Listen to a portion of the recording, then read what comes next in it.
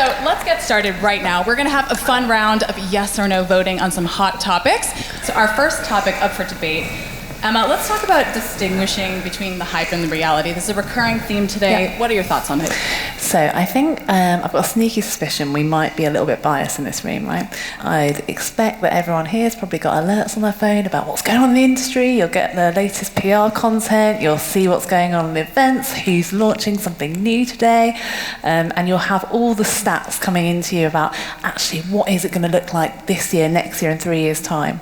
I think Sam shared with us a stat this morning, 150 billion, Walk kind of estimate it at next year, the size of retail media globally.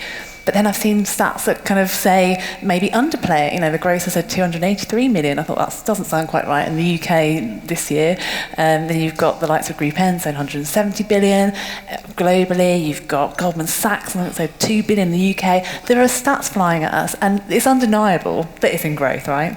But I think there's definitely a point there that there needs to be a little bit of understanding about what are we trying to count, and coming back to what Lee was saying this morning, I think a big part of that is what are we defining as retail media. That's where a lot of that variance will be coming in.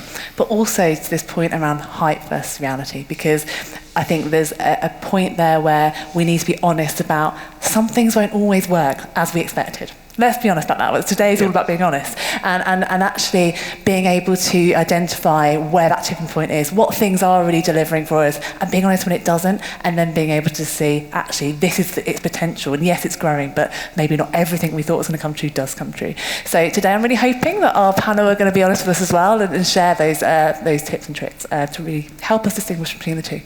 All right, so let's see what they think. So you were going to vote yes or no. Is the industry really capable of the growth that is being forecast? Place your votes. Oh, come on, guys. We asked them for a little bit of controversy. We're not getting it yet. All right, we'll work up to that. So quickly, would love to hear your thoughts, sort of why you think that is a realistic forecast. Nick, start with you. Yes, I think that everything we heard today contributes to that, right? Like, I think the ability to leverage retailers' data to target and measure is undeniable. And that's gonna continue to, more dollars are gonna continue to flow into it. And, the growth rates, the speed at which that might happen, I'm not too sure. I think it might take a lot longer than we think.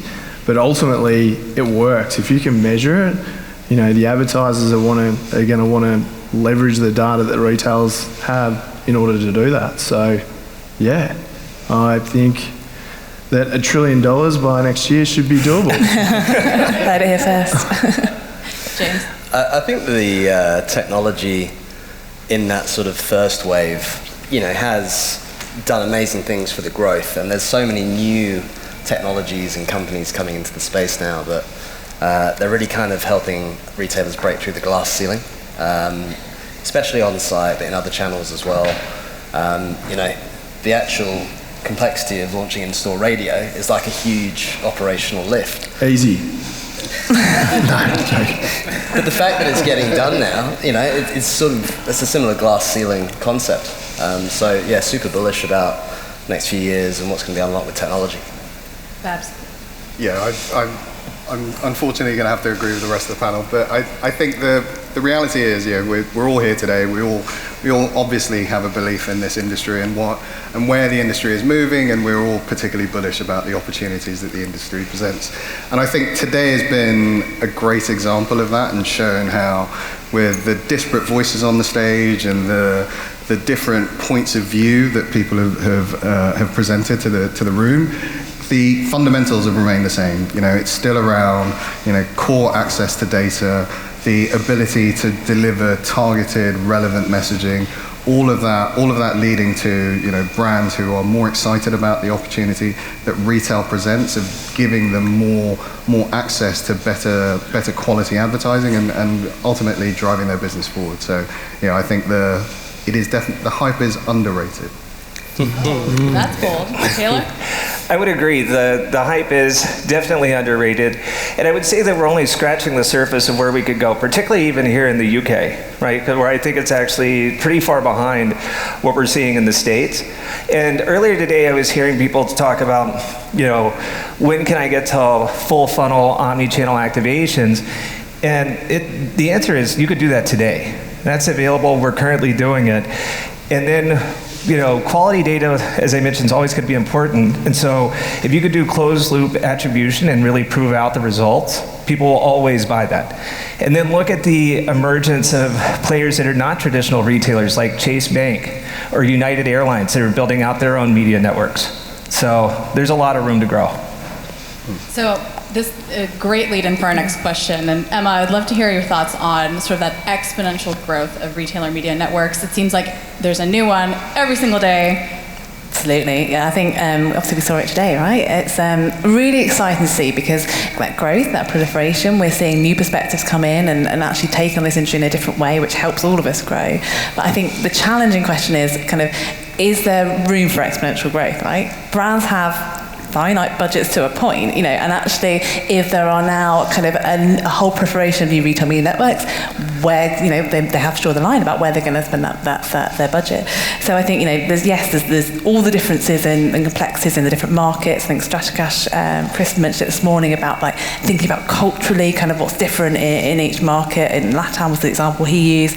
There's a different kind of sectors. So this morning we had hospitality, we had travel, we had Paul from Uber. It was great to hear all their perspectives, but actually what brands need is a real clarity about what's going to work for them and being able to understand, is there room for everyone, or actually is there going to be a point where we do reach that ceiling? I think that's going to be something really interesting to explore.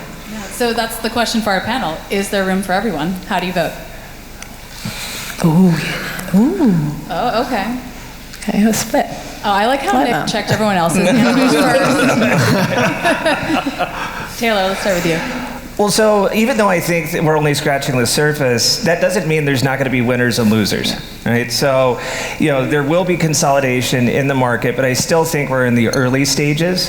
So, I've seen a little bit of consolidation, like where small retailers were pooling together in, say, like Canada, right, to have a viable offering to service the market. I think you're going to see more of that. And then, advertisers are going to, decide with their wallet because it is a finite amount of places where they can actually allocate those dollars. But it's still too early. Babs. I second a lot of that points because I think the proliferation of new retail media networks is definitely, there's an element of jumping on the bandwagon. Obviously, there are, I think Jenny from Kroger said it best, not everyone who is saying that they've launched the retail media network is necessarily should be classed as a retail media network. And the reality is, and I think we've seen it today from lots of different panelists, launching a retail media network is hard. It's not something that can be done, without the right strategy and the right planning in place. So I think there just by definition will have to be a level of collaboration, which will mean that some of the businesses that are approaching it as a standalone opportunity today will probably find that there is a better option in sort of partnering with their peers and offering a combined solution to the market. And similarly, I think there will be other businesses who will decide that this is not necessarily the market for them and will potentially pull back. So now the other side of the coin. I think that so long as it's rules-based, campaign builds, advertisers don't have infinite resource and time to work across all of these retail media networks, but the technology exists for automation, for relevancy, for every search, every page load, every impression is an opportunity for promotion and advertisement. And I think with aggregation in the market, the Skies and the Pack Views of the world, I think there does exist an opportunity for all retailers to build some form of data monetization. And Nick, what about you? Yeah, I went yes, didn't I? So, no, I think that everyone's data set is worth something, right? So, again, how that kind of comes to life in the future, I think there's going to be a lot of consolidation that's needed. No one's going to be able to compete against the big guys. but their data sets are worth something. Like in the US, you've got regional players that, are big regionally, can't compete against the likes of Walmart, but their data sets are extremely valuable to regional brands that want to advertise in those spots. And I think that, if they come together and start consolidating, it will give them the ability to compete against the big guys. But I think that, I think everyone's data's worth something. I think that's what retail media's taught the world, right? So with all of this growth, there's also a lot of robust opportunities for brands in terms of how they can even come to market. So Emma, how do you see retail media kind of fitting into all of these new opportunities? Yeah, so I think it kind of segues from the last point, right?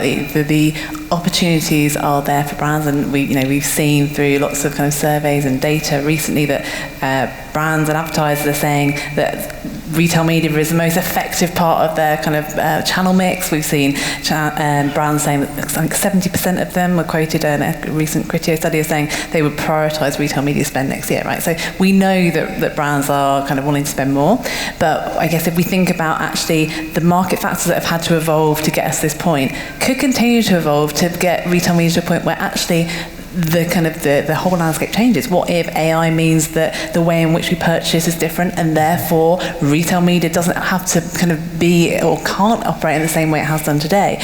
We need to be aware in the same way that it's changed so much in the last few years, it could change again, and it could be in a way that means that we have to think differently about retail media, and brands therefore might start spending a little bit differently. So I think the points around fragmentation and proliferation still exist. That is something that maybe is a challenge for brands and may even be a turn-off for brands, right? If it continues to be that way and the complexity is there, that's also going to be something that is going to be difficult. So we need to be thinking about, not being too complacent, I'd say, about that growth opportunity for brands, and thinking about what could kind of be the challenges that get in the way. So then our question for the panel becomes, will retail media be as relevant tomorrow for brands as it is today? How do you vote? Okay. I think that's an obvious one, but quickly, let's run down the line and kind of give me your one-sentence disclaimer on why you think that's the case. I think the performance that advertisers have seen have validated that this is a channel that they should put dollars in. So before it was emerging, now I think it's a fixture for many partners. Now, who that ultimate mix is still up for debate, but it is, it's validated it over the last 2 years. My one sentence answer, and I promised I'd call her out. But I'm going to point to Bianca's presentation, because I think that's the example that we should all be taking forward. The ability to use the data that's available to show to brands that realistically, the effectiveness of this as a channel, that will not change. Innovation will lead to different ways of looking at it. Yeah. It will introduce new data points, but ultimately that effectiveness and the ability to tie in the available data and show that sort of incremental returns that brands are looking for. I mean, this is the gold standard of a channel that can deliver that. So I think that's going to remain a constant, regardless of the different sort of elements that change and the nuances that come in around that. That wasn't one sentence. Now you have to take a drink of your wine. This is a drinking game now. There were lots of commas, no full stops, lots of commas. James. I think if you look at platforms like Google and Facebook and how their advertising has evolved over the years, the amount of targeting parameters you used to have on Facebook, and now there's sort of one big green button to let the AI do it. And I think that sort of maturity still remains to be had in retail media. The fact that we're still manually targeting keywords as a sole purpose of running on-site search, and we're manually targeting segments. There's so much automation and intelligence that can be bridged. It's only going to get more relevant for the brands, in my opinion. That's what I was going to say. Sorry. I agree. I think that traditional media is like kind of panicking a little bit, right? Because they've realised that we don't have what retailers have. This is an amazing data set that can be leveraged to do everything that we've been talking about today. But I think that, what Emmett said before really resonated. I think it's evolving so rapidly, and ultimately all this technology is being powered by this data set. So tomorrow, I don't know what's going to happen next year, but that's an exciting thought to have, and the retailers are at the forefront of that. So obviously, if you're in the room today, you are on team retail media, but that doesn't mean there aren't challenges. So Emma, what do you see as some of the biggest challenges that we're coming up against as this bubble starts to get to max capacity? I think the panel just kind of hopefully teed us up for that, because ultimately we know there's been challenges in the past that have brought us to this point. We've overcome the challenges. Hopefully, I think we're still overcoming them in a way, but around kind of how compliance has always been an issue, and kind of looking at how we address that measurement, looking at how we address the way in which we talk about this channel. But I think actually what they've just kind of pinned on there is the effectiveness is not in question. What's in question is how we continue to use what we've got to be operationally slick in a world that the realities are there are things and challenges that are always going to be in the way when you're working with a retailer, right? And you need to be mindful of that and putting that into practice, rather than thinking about the theory over here and not thinking about the realities of actually the world we play in. And I think that's probably the challenge, that we need to kind of bring those two things together. And I think that's hopefully what our panel's just touched on. But, leads us hopefully nice into our last question, right? So, with the theme of our session in mind, is the retail media bubble about to burst? What do you think? No. We're going to start with Go ahead, explain yourself. Go on, yeah, you got to go with that. Well, I just follow these guys. They obviously have way more experience than I do. But no, the reason I went red was, again, around what I was saying before. I think that, all these numbers and figures that we're hearing every day, like that, it puts a lot of pressure on retail media networks, and I think that it's definitely not going to burst. I think it's just going to take a little bit more time. Like, this is retail media is clearly advertising 7.0. That's where it's going to lead to, and but I just think that the pressure on it to deliver is just going to take a little longer than we think. Yeah, I think the definition of a bubble is when the value or the perceived value exceeds the actual value of something, right? And there's a lot of bullishness around the growth of off-site retail media and in-store retail media, and there are problems there, right? It's expensive enough acquiring customers on Facebook or Google, to then add a premium for a retailer on top of that. Is there enough value in the first-party data to warrant that? In-store, it's a huge cost to roll stuff out, right? What's the payback period? We're cheap. We're very cheap. So Qsic are extremely cost-effective, excellent capital sources. Yeah. But that's not to say there isn't great value there. So there will be friction. There will be things to overcome, but there's so much demand to make it work, and a lot of smart minds working on the solutions. So, Babs. Yeah, I mean, I firmly believe that the bubble is not going to burst. So I think that said, I will pick up on the and fly the flag for offsite again. But just we had this debate. Yeah, we did argue about this. But yeah, I think that it is literally, when we're looking at retail and more broadly, as we view it, sort of commerce with retail being an element within that, the opportunity and the scale that is present in the market can only be enhanced and can only be further augmented when we look at what offsite brings to it. The using the data as the trigger, so the fundamentals still remain the same.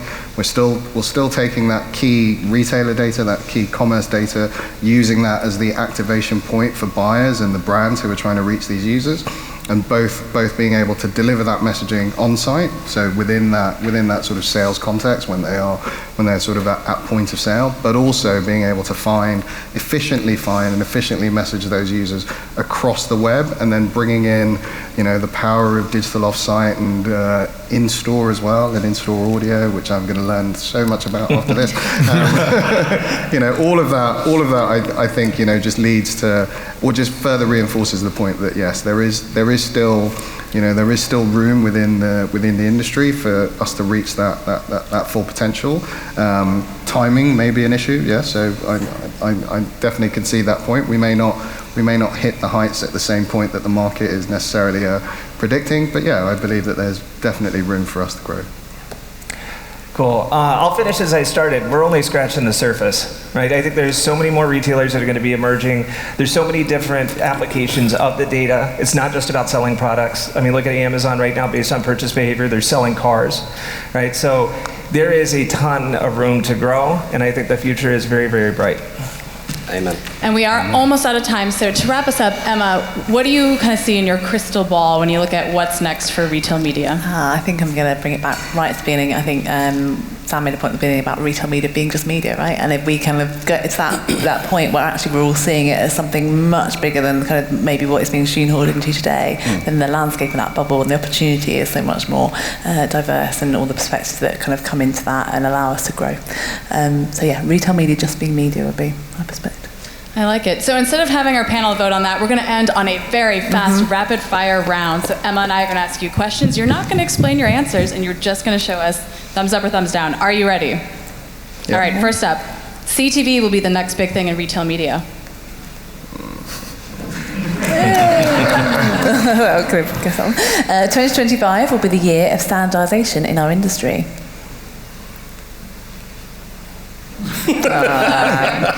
First-party data is the most crucial component of retail media.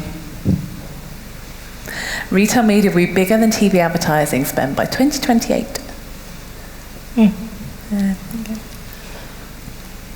Are off-site growth projections grossly exaggerated?